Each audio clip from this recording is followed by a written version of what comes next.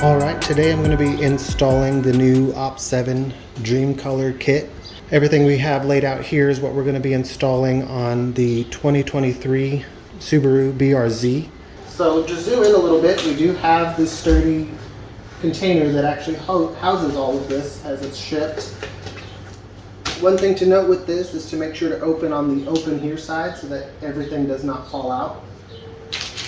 We have 4 different light strips themselves. The two shorter ones will be for the front and back, and then the 2 longer for the sides.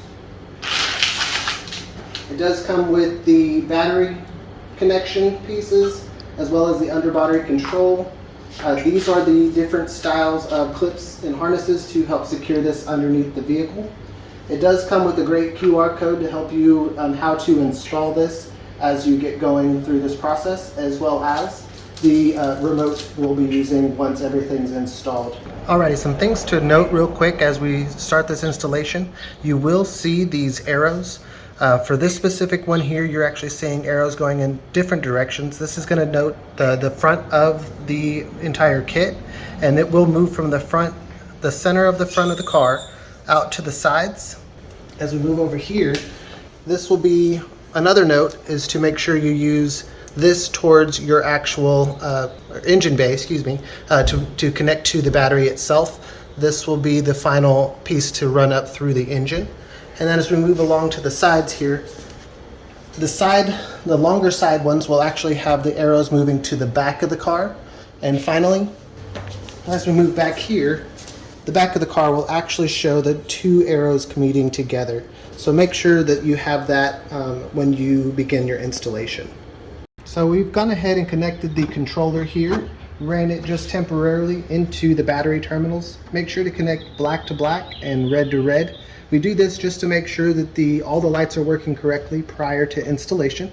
So if you want to go ahead and move over here, the key note with this is to make sure this strip will be your front strip. You'll notice the lights are moving out to the sides and towards the back, and then reconnecting there in the back.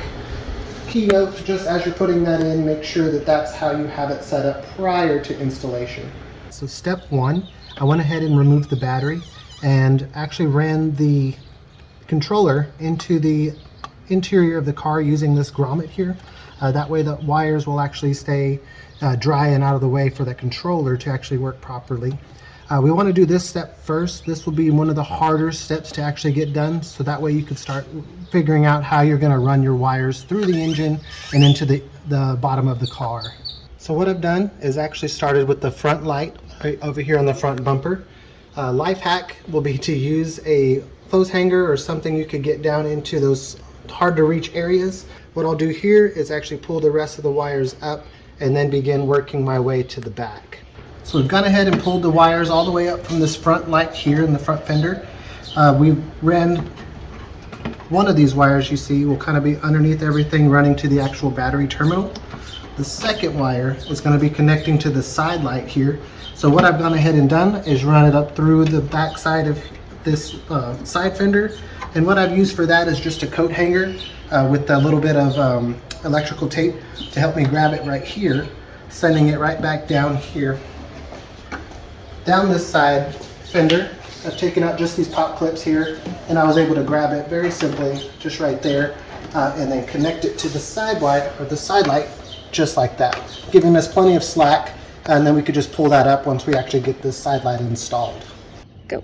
Alright, so we've gone ahead and put in these clips here that is going to be holding the light bar in place. We'll be using these zip ties to tie it in and hold it in more securely. One thing to note, we did take it away from the front part of this bumper in case we do need to do some work on the bumper side. We have to take the bumper off. We won't actually be working around the lighting setup that we have in place.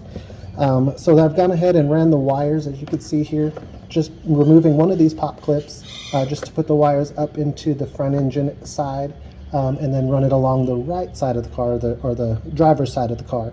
I went ahead and took the wire just alongside here.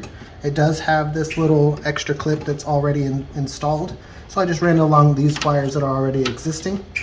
Ran it down into this fender again. That works perfectly to fit these wires that we could just pull the slack up later and then install the side.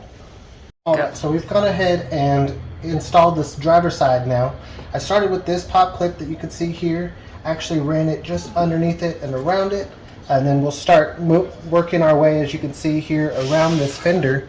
We're going to end right here at this pop clip on the other side of it, and we'll do another zip tie, same thing on this side that we did the other side, to make sure that it's secure and out of the way of all the moving parts. So we've gotten everything all installed from the front to the back. The next couple clips will be the actual at night shots. Alright, so we went ahead and installed everything.